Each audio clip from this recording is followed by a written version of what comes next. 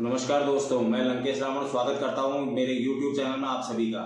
मेरा आज का विषय है भारत और चाइना बॉर्डर पर जो रोज जिस तरीके की घटनाएं चल रही हैं उसके बारे में मैं आज थोड़ा सा आप लोगों से बात करना चाहूँगा कि उसका कुछ रीज़न। तो पहले तो हम लोग बेसिक बात कर लेते हैं कि भारत और चाइना करीबन 3440 किलोमीटर का बॉर्डर आपस में शेयर कर रहे हैं, जिसके अंदर अभी जो हमारी जो मेन मुठभेड़ होने का रीजन है वो कुछ हमसे चिढ़े हुए पड़े, क्योंकि हमारी गवर्नमेंट ने अभी इस महामारी के टाइम पर चाइना से पीपी किट वगैरह, उसके अलावा जो भी उनके मेडिकल से रिलेटेड जितना भी बिजनेस था उसके लिए मना कर दिया था। उससे वो बहुत ज़्यादा बौखलाया हुआ है चाइना।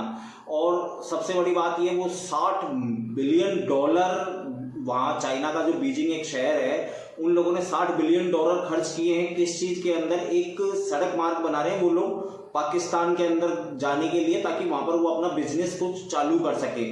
इसलिए वो लोग वहाँ पर उस इंफ्रास्ट्रक्चर के अंदर पैसे खर्च किए उन्होंने पाकिस्तान के लिए। $60 बिलियन खर्च किया गया है इस चीज़ के अंदर। तो चाइना इसलिए बौखलाया हुआ था क्योंकि एक तो हमने बिजनेस बंद कर दिए, फिर दूसरी बात कि वहाँ क्या है, एक तो लद्दाख में और एक सिक्किम में नदी हम लोग शेयर करते हैं, एक नदी है।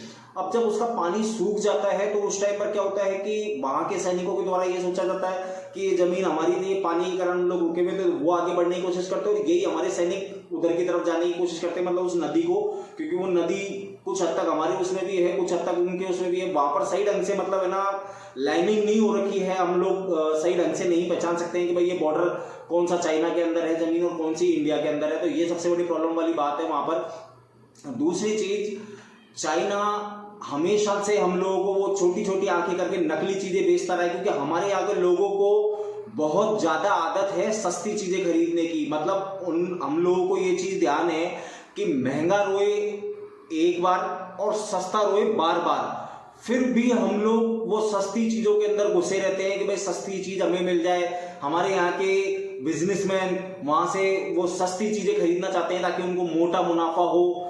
तो भाई मैं अपने देश वालों से, अपने देशवासियों से सबसे ये निवेदन करना चाहूंगा कि ना, जरूरी नहीं है कि आप लोग वो सस्ती चीज खरीद करके ही अपना व्यापार चलाएं। अगर आप लोग व्यापारी हैं, आप लोगों को व्यापार करने की अगर अच्छी नॉलेज है, तो आप लोग यहाँ के प्रोडक्टों की अगर दुकान चलाएंगे तो वो भी व्यापार आपका बहुत अच्छा चलने वाला है। तो जरूरी नहीं है इसके लिए आप लोगों को चाइनीज आइटम खरीदना पड़े। मैं अपने देशवासियों से बोलूंगा कि आज तो वो चलो हम लोगों ने मेडिकल वाला वो बंद किया है व्यापार, उसके लिए वो इतना बौखला रहा है। कल को हम लोग जो स्वदेशी वाली बात कर रहे हैं उसके अंदर हम लोग चाइना को पूरी तरीके से मना करने वाले हैं, तो वो हमारे ऊपर पूरी तरीके से हमला करने को तैयार है। वो हम लोगों के ऊपर हमला करेगा और हम लोग मरने वाले हैं।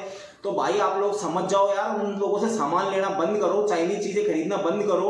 हमारी गवर्नमेंट अगर किसी भी तरीके से वैसे मना कर रही है, लेकिन फिर भी अगर गवर्नमेंट की तरफ से कोई चाइनीज कंपनी अपने इंडिया के अंदर आकर के एस्टेब्लिश होती है, तो आप पूरी तरीके से उसके सामान को लेने से इनकार करें। बिल्कुल चाइनीज सामान खरीदने की आपको जरूरत नहीं है। अगर आप लोग इस तरीके की चीजें करेंगे तो चाइना को वो चीज समझ में आएगी कि नहीं, आज तक भारत हमें सपोर्ट कर रहा था और आज नहीं कर रहा है, तो हमारे बिजनेस में कितना बड़ा फर्क पड़ा है। तो मैं आप सभी देशवासियों से हाथ जोड़ करके विनती करता हूं कि ये जो बॉर्डर पर लड़ाई है, इसके अंदर अपने सैनिकों को मजबूत बनाने में आप कुछ योगदान कर सकते हैं। वो योगदान आपका इसी तरीके से होगा कि आप लोग चाइनीज चीजों से अपनी दूरी बनाएं। भारत के अंदर सरकार निकालने वाली है चाइना कंपनी को पूरी तरीके से बाहर, चाइनीज लोगों को पूरी तरीके से बाहर। तो आप भी अपने दिलों से, अपने घरों से, अपनी दुकानों से, अपने व्यापारों से चाइनीज चीजों को दूर रखें। मेरी आप लोगों से विनती है। धन्यवाद। जय श्री राम।